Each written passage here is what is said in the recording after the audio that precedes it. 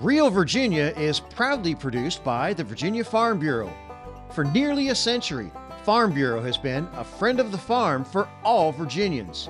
Visit our website at vafb.com. Hello everyone, and welcome to Real Virginia, a show about Virginia agriculture and the people who produce the wonderful local products we enjoy, brought to you by the Virginia Farm Bureau. Here's what's coming up on this week's show. Southwest Virginia farmers reflect a year later. How to get rid of this native nuisance. And we visit 3 Virginia farms with corn conundrums.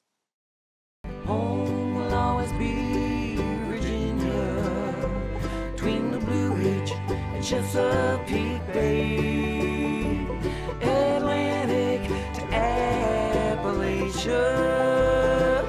home in my heart always.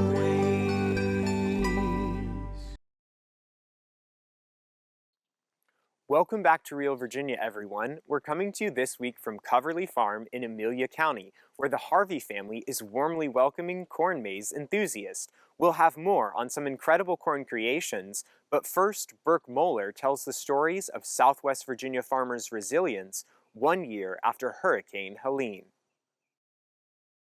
Virginia isn't as hurricane-prone as other states like Florida and Louisiana, so when we do get a storm, especially inland, the recovery can be even more difficult. Our farmers have been very resilient. They have rebuilt, and we've had a lot of help through programs through USDA, Farm Service Agency.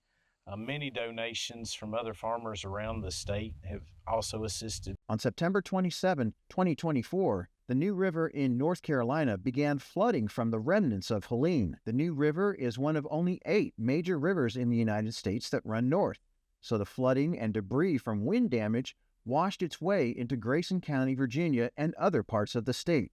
This is what River Ridge Farms looked like on the day the storm arrived, with water levels running up to 22 feet. We had a tremendous amount of power loss, and so getting power restored, communications restored was imperative. A year later, that same area is not only cleaned up, they've built cattle fencing to help contain their 500-head herd and administer vaccines.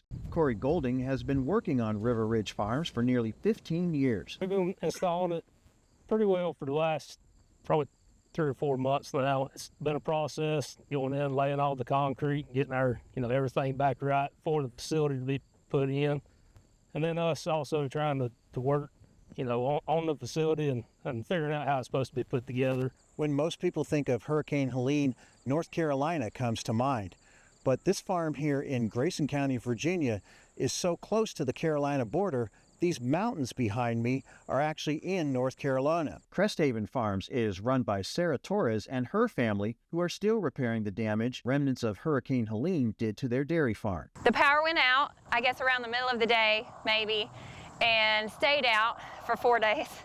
That was hard to deal with. Our generator wasn't actually sufficient to run all of our equipment, so we weren't able to cool our milk sufficiently, and we did lose a tanker of milk. The cleanup effort began right away. When the storm had passed, we had a lot of damage on multiple sites. It was just overwhelming, of course, initially, and so we had to try to prioritize repairs. So our first priority was fencing, and we unfortunately had just finished some fence, brand new fence, I think the week before the hurricane. And it was holding livestock, so that was our first priority, was to get the fences patched as best we could. Torres and her crew are grateful to get enough fencing erected to address the farm's immediate needs, but 1 year later, the rebuilding effort continues. The family could also use volunteer labor to help clean up what's left of the debris left by Helene. Anybody with a chainsaw and a strong back, well, that's still a need. We could still use somebody to come along with a chainsaw and help us move some trees that because daily operations don't stop. That's true on most farms, but it's especially true on dairy farms that produce milk the traditional way, requiring human hands. The work is physically demanding, and there's only so much energy left over for repair work after a day that started before sunrise milking cows. The damage to their corn crop had a direct impact on their dairy cows' milk production, which hurt the farm's profitability last year. Still, The family is determined to keep the dairy business moving forward. The family connection to the land and the livestock is a big reason why. My mom grew up on a dairy farm in this county, and my dad grew up on a dairy farm in this county. And they went to high school together, but my mom was very shy, so they never dated. After college, they were both in their careers. He was farming, he was a one-man show. She was teaching at community college. They went out. 9 months later, they were married. They consolidated the two family farms and came to this site and named it Crest Haven because it sits on the crest of a hill, and they wanted it to be a haven for any animals and people that might be here. Torres and her family keep the farm story in their hearts during the long days of dairy work. It's a love story, really. And I grew up here. I always loved it. I hung out here a lot when I was little, chased kittens and played with calves. And I did go into teaching, and I loved that career. But when Mom and Dad were ready to step down, we just couldn't imagine just letting this go. It's been a hard fight, but it's worth it to us. Not even remnants from the second deadliest hurricane to hit the continental United States in 50 years is stopping Torres from keeping the family business in operation.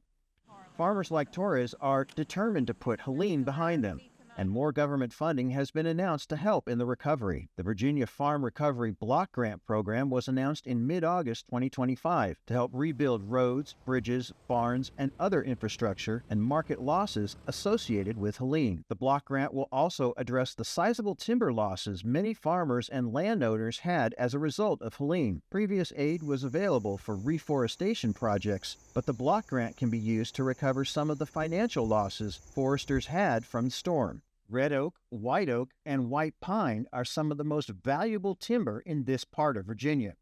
Recovering from a storm like Helene will take more than 1 year, but the farmers here who were impacted by the storm are persevering, and they're grateful for the help from neighbors and strangers alike. In Grayson County, I'm Burke Moeller for Real Virginia.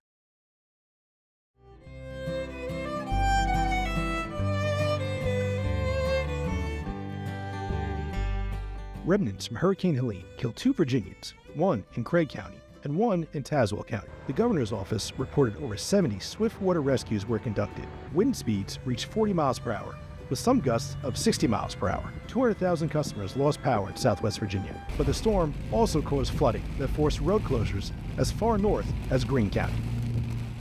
I'm Mark Viette. Coming up on In the Garden, I'm going to talk about poison ivy. Stay with us. Farming is a rewarding way of life, but it can also be full of challenges. If you or someone you know is struggling, call or text the AgriStress helpline at 833-897-2474. It offers 24/7 access to professionals who can support someone in need and help find mental health services in your community. Please make the call, because healthy farms depend on healthy farm families. That's 833-897-2474. 3 leaves, let it be, the adage goes, but Mark Viette shows us how to safely remove poison ivy in the garden.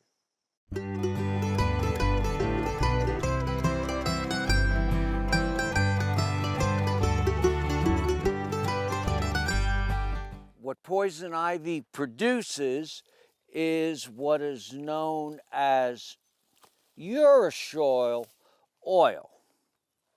Now, the telltale sign of poison ivy is, I think I got a better one right here, 3 leaves. 3 leaves, 3 leaves, and that's the sign that you have poison ivy. And this is juvenile growth or young growth. And you all may question, why is there so much poison ivy along the hedgerow? Well, this is a mature poison ivy, where this is probably juvenile or young. But if you look at the mature poison ivy, it's filled with berries. It's a native plant. Birds love the berries of poison ivy. And when they feed on it, as they continue up and down a hedgerow. They drop the berries to the soil and they germinate and it becomes poison ivy like this. There are suits that you can get, like Tyvek suits, to put on so you don't get poison ivy. You definitely don't want to take your face and get up against it. One other plant which some people confuse with poison ivy is Virginia creeper. It has 5 to 7 leaves and it looks like this. This is also a native. The stems look like poison ivy, but it's nothing for most people to worry about.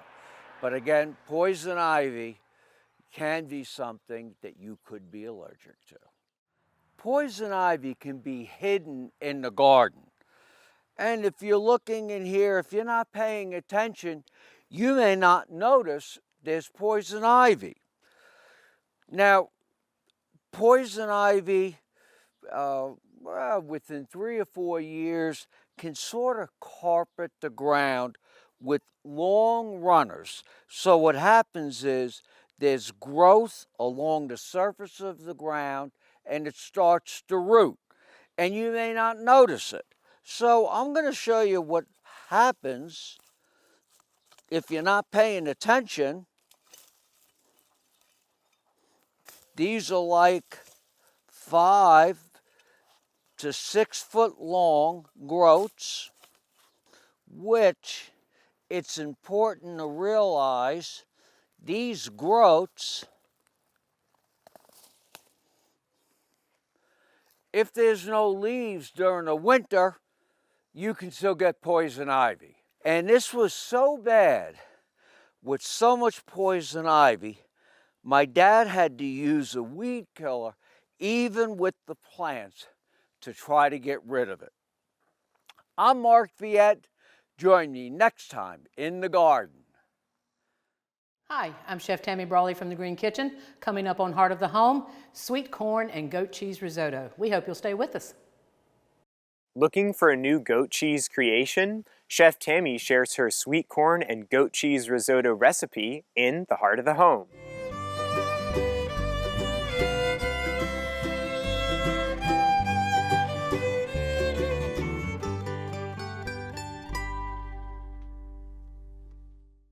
Hi, I'm Chef Tammy Brawley from the Green Kitchen. Welcome to Heart of the Home. Today I'm going to show you guys a delicious recipe. It's kind of a new take on risotto. I love doing this recipe. We're going to be doing goat cheese and corn, sweet corn. We're going to start out with the corn, which I love to show people how I like to cook it. I love to do it with the husk on, especially here at the end of the season. Steam them in the microwave for about 2 minutes per ear or so, and then you want to let them rest for just the same amount of time. After they've rested and cooled off, they're easy to handle. You pull off the silk, and you pull off the husk, and then you're going to use a knife and you're going to actually cut the kernels off of the cob into a bowl. Now, while I'm finishing that, I'm going to go ahead and start the heat on my pan for the risotto itself. We've got some butter that we've melted. We could certainly add oil to it if we wanted to. Oil and butter together are great because the oil will keep the butter from burning. It's been warming now and melting, so what I'm going to do is I'm going to turn the heat up.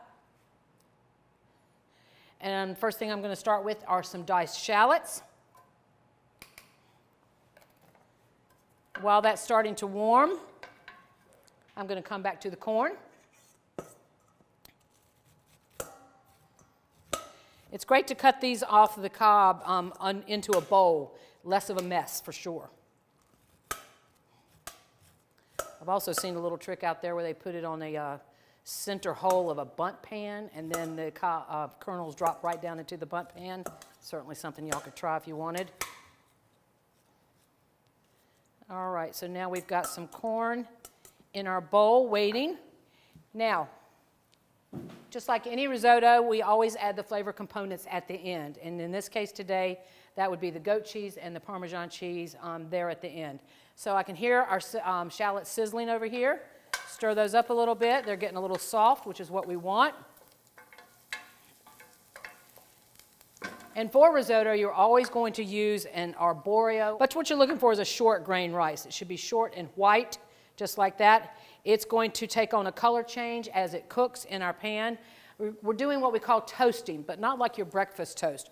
We're going to put the rice into the middle of the pan with our shallots. Stir this up. It's going to start to pick up an opaque sort of color, which is what we're looking for. And while that's cooking a little bit, you always want to make sure that you've got a stock handy, kept warm. This could be a vegetable stock, it could be a chicken stock. In this case today we are using chicken stock, but you could certainly do it with a veggie stock as well. That's on the pan back behind me here, warming. While that's warming, we're going to come back and hit our rice and shallots with a little bit of white wine. And keep in mind, folks, that if you've got a gas stove, particularly, you never want to add an alcohol from the edge of your pan. Otherwise, you might end up with no eyebrows. So we want to make sure we don't do that. Add your alcohol to the center of the pan. Hear a nice little sizzle and no show. Stir the wine in. It's going to absorb pretty quickly. Once that absorbs, you want to go ahead and start adding your warm chicken stock, 1 ladle at a time. You don't want to add all the chicken stock at once. The risotto would take forever to cook. You want to let it go a little at a time, and you want to start to feel a little drag on your pan with your wooden spoon, and always do use a wooden spoon for risotto. I'm starting to feel it now, so I know it's time to add my stock, 1 ladle at a time. It's going to drink it really fast at first, and it's going to eventually slow down.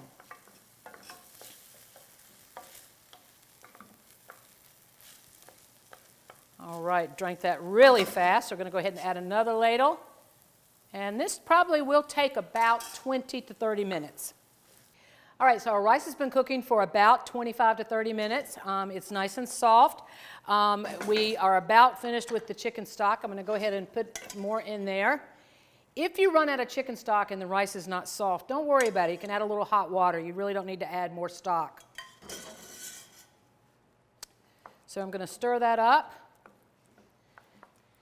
And at this point, I want to taste it for, not for flavor, but for doneness more than anything else. Risotto should be somewhat al dente, a little firm to the taste before you add your flavor components. It's perfect. I'm going to go ahead and do a little salt in it at this point. For this particular recipe, I like to use a white pepper versus a black pepper. Just keep in mind, white pepper is a little bit stronger than a dark pepper. You really don't want to add a lot of it, so I didn't sprinkle in very much. And now time for our flavor components, which is great. We have that done corn that you saw me cut off of the cob a few moments ago. Stir that corn in there.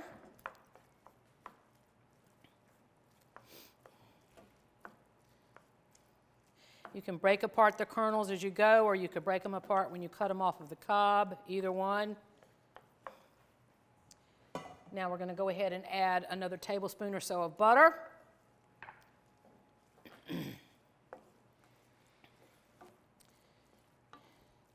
And your standard risotto always has Parmesan cheese in it. This is no different than that. So we're going to add a little Parmesan. And here's one of my favorites, is goat cheese. Stir in that Parmesan, let that start to melt a little, and then add our goat cheese.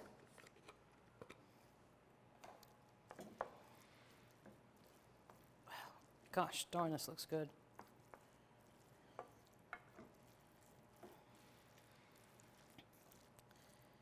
All right, now before I serve it, I do want to go ahead and taste it again for seasoning.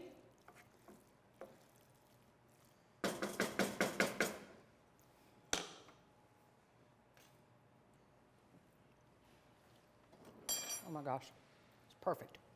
All right, so we're going to take our risotto and put it in our serving bowl.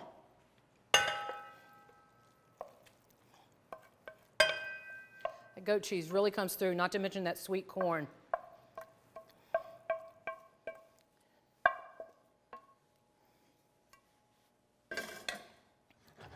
All right, we're going to top that with a little bit of chopped chives. You can, or green onion, either one you want to use. Nice little color, always helpful. Parsley would be fine in this as well. And there you have it. sweet corn and goat cheese risotto. I'm Tammy Brawley with the Green Kitchen. Join us next time on Heart of the Home.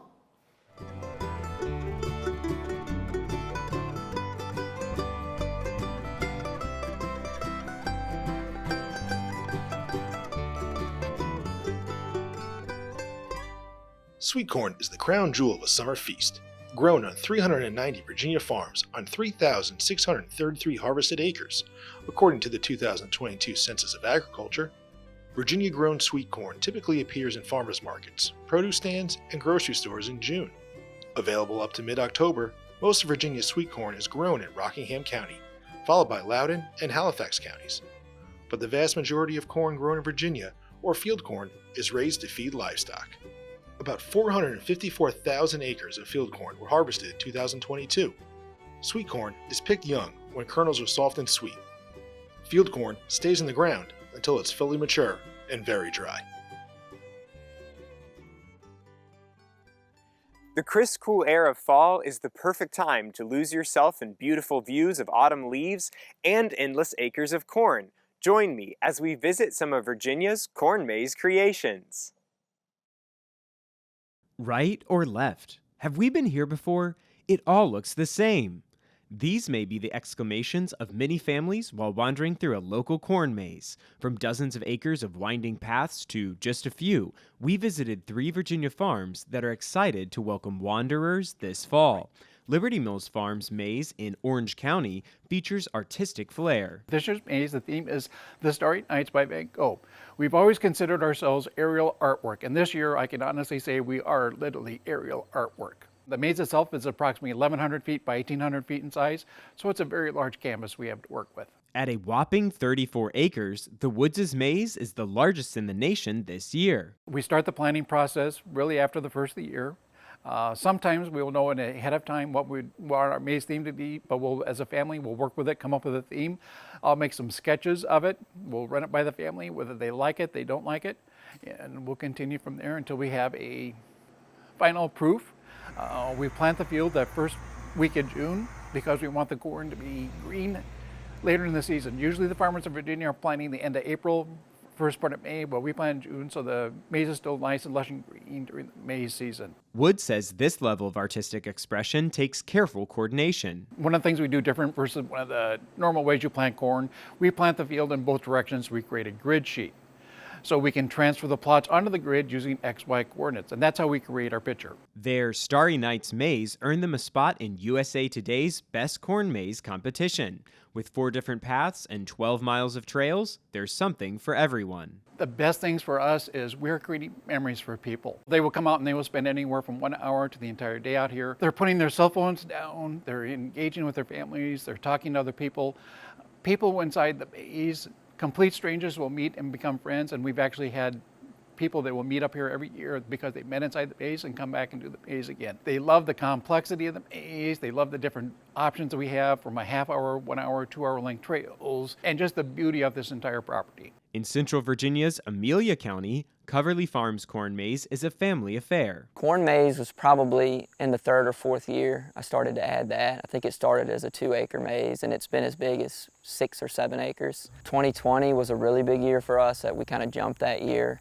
People were ready to get out of the house and looking for something to do. So that's kind of when it became clear that it was going to be something worthwhile to pursue, and it's been growing ever since, and it's something that we really enjoy doing as a family, so it's been very rewarding. Harvey says that with a good crop of corn and a freshly cut maize, they are ready for fall's arrival. We have 5 weekends that we're open, starting with the first weekend of fall. We're open the next 5 weekends through the end of September and October. And I want to say last year we had between 1,500 and 2,000 people over the month. You know, our biggest day has probably been 300 or 400 people, which, you know, we have plenty of space here, so I think that's kind of what the people that have come have enjoyed is we try to keep it like a park-like setting where there's stuff for the kids to do, but you can also see the farm work that we're actually doing that doesn't have to do with the actual pumpkins or the corn maze.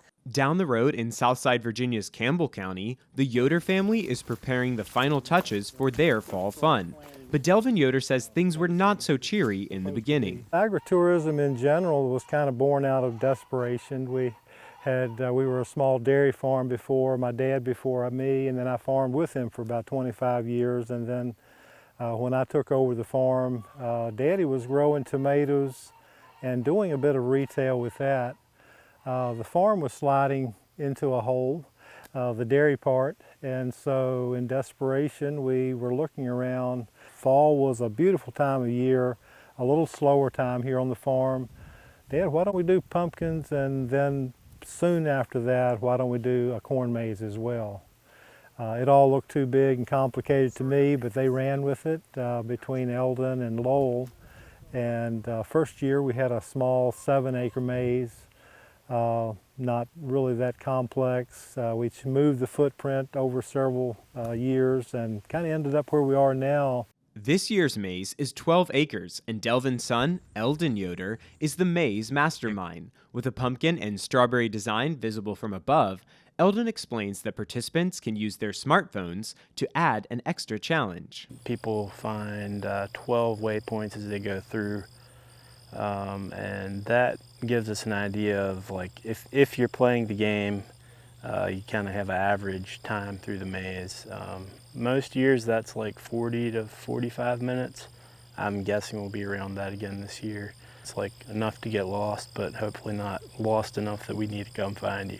Whether you're looking for a wistful wander through aerial art, trying to best your friend's record time, or just whiling away a day in the country, each of these Virginia farms offers some amazing opportunities to make memories this fall. For Real Virginia, I'm Elijah Griles. We're so glad you could join us to celebrate all the bounty Virginia has to offer. From the kitchen to your home and garden to our beautiful wide open spaces, we're proud to say that this is Real Virginia. For everyone from the Virginia Farm Bureau, thanks for watching. Make it a great week. Home will always be Virginia, between the Blue Ridge and Chesapeake Bay, Atlantic to Appalachia, home in my heart always.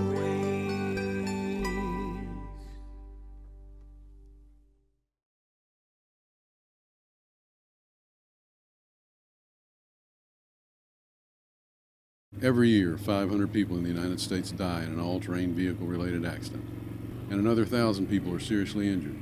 Sadly, many of those victims are children. Being able to have fun on an ATV, being able to use an ATV in a workplace environment, there's a lot of unknowns. Number one tip for riding an ATV is definitely wearing a helmet. You think about the opportunity to overturn an ATV, imagine your head the same density as a watermelon, and how easy it would be to crack. One of the biggest things that we always push for anybody we train is always make sure that you have a good quality helmet before you ride. Parents are the leading example of what children tend to follow when they're out using an ATV on a farm. So we want to make sure that our parents are very knowledgeable about safety and equipment and being able to teach their children the correct method to operate an ATV safety, especially with the age.